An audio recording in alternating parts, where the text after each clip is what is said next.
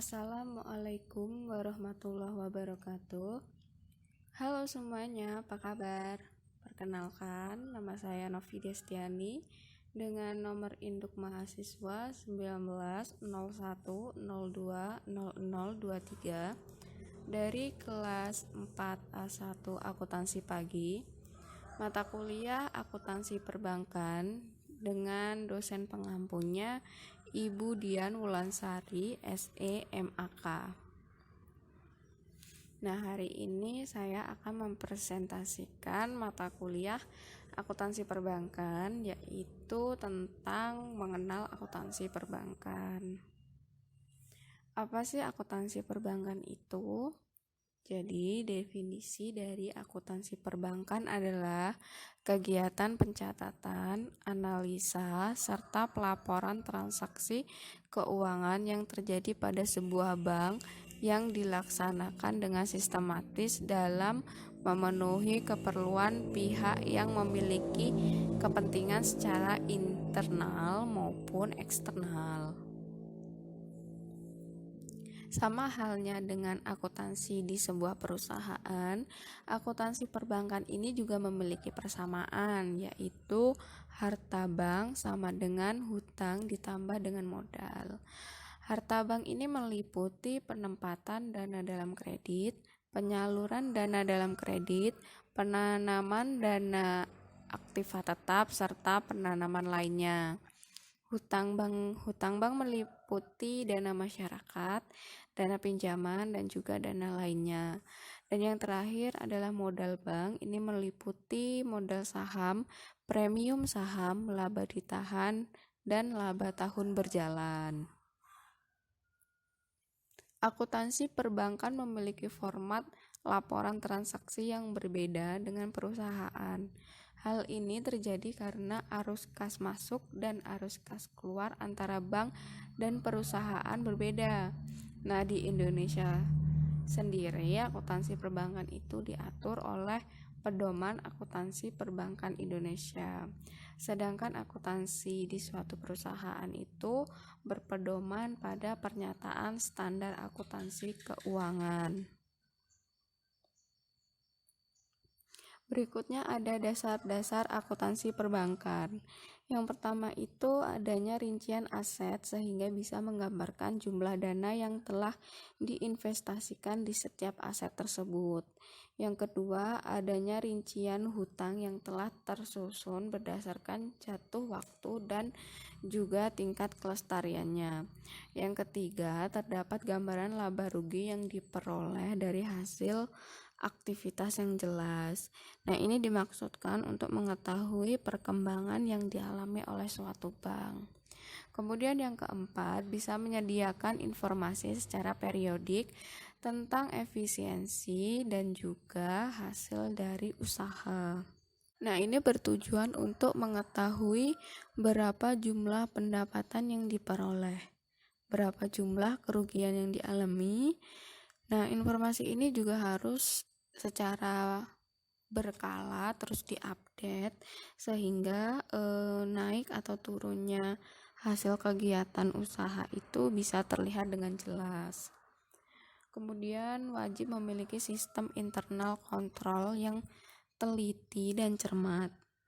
Nah, ini bertujuan agar dalam pembukuan dan dalam jalur masuk atau keluarnya dana yang dimiliki perbankan bisa dilihat dan dilaporkan. Yang keenam, harus bisa menyediakan data untuk penguasa moneter. Nah, laporan ini dibutuhkan untuk menentukan besaran pajak yang harus ditanggung oleh bank. Dan pemilik bank juga membutuhkan laporan ini untuk mengetahui berapa jumlah nasabah yang meminjam dana dan berapa jumlah nasabah yang menitipkan dananya. Kemudian ada pencatatan biaya yang berbasis akrual, ada pencatatan pendapatan berbasis cash. Nah, nanti kedua ini masuk ke dalam prinsip akuntansi perbankan. Nah, yang terakhir itu dasar rancangan pembangunan akuntansi perbankan. Kemudian prinsip akuntansi perbankan itu ada dua macam. Yang pertama, pencatatan pendapatan berbasis cash.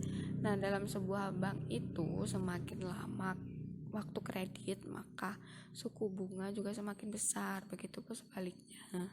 Dalam akuntansi, ini disebut dengan istilah ceteris paribus.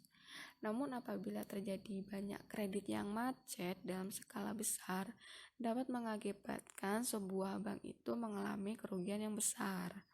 Maka dari itu, untuk mencegah kerancuan data, pencatatan yang digunakan adalah pencatatan berbasis cash. Nah, ini artinya uang angsuran yang masuk masih dicatat sebagai tagihan bukan pendapatan. Maka akan mudah diketahui mana kredit yang lancar dan mana kredit yang macet.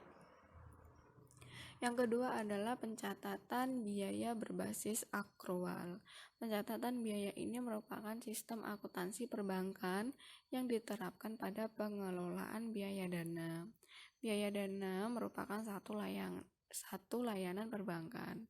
Nah, jumlah nominalnya itu ditentukan oleh masa waktu dan ukuran suku bunga. Nah, pencatatan biaya berbasis akrual ini biasanya diterapkan, contohnya itu pada biaya dibayar di muka. Kemudian metode pencatatan akuntansi perbankan itu ada dua, yakni secara manual dan secara komputerisasi. Pada metode manual ini semua pekerjaan diawali dari mencatat hingga pengiktisaran itu dilaksanakan dengan tangan manusia. Nah, unsur manusia ini mempunyai peranan penting di dalam melaksanakan proses akuntansi. Ketelitian dan juga ketepatan waktu dalam mencatat data keuangan serta menyajikan laporan keuangan adalah hal yang kritis. Dan yang terakhir diperlukan pemisahan petugas yang menyiapkan buku harian, jurnal, dan juga buku besar. Kemudian pencatatan berdasarkan komputerisasi, yaitu cukup dengan proses key-in atau pencatatan dokumen bisnis di dalam komputer yang tetap dikerjakan oleh manusia. Nah, untuk ketelitian serta ketepatan waktu mencatat dan menyajikan informasi keuangan itu terjamin oleh komputerisasi. Untuk unsur teknisi itu adalah program komputer yang digunakan dalam aktivitas akuntansi. Nah, ada beberapa manfaat yang ditimbulkan oleh akuntansi perbankan, yakni ada 5. Yang pertama, menyajikan informasi keuangan sebagai dasar keputusan. Yang kedua, menyediakan informasi berupa jenis laporan keuangan. Yang ketiga, sebagai alat pengendali keuangan. Yang keempat, mempermudah proses evaluasi moneter. Dan yang terakhir, menyediakan titik tumpu dalam alokasi uang. Nah, dari penjelasan atau presentasi dari awal hingga akhir tadi dapat diambil kesimpulan bahwa penggunaan akuntansi perbankan dalam sebuah bank itu adalah hal yang wajib, mengingat pentingnya proses akuntansi pada sistem keuangan, terlebih pada sistem perbankan yang berhubungan langsung dengan dunia keuangan. Maka dari itu, proses pembukuan dan akuntansi pada bank memang dirancang secara khusus untuk memenuhi kebutuhan proses pembukuan perbankan yang lebih dinamis. Nah, untuk informasi tambahan, dalam sebuah perbankan itu juga sudah diterapkan suatu teknologi, contohnya itu seperti ATM, terus mobile banking, terus SMS banking. Itu saja yang dapat saya presentasikan dalam mata kuliah akuntansi perbankan ini. Apabila terdapat gangguan dan kesalahan, saya mohon maaf, dan kepada Allah saya mohon ampun. Terima kasih. Wassalamualaikum warahmatullahi wabarakatuh.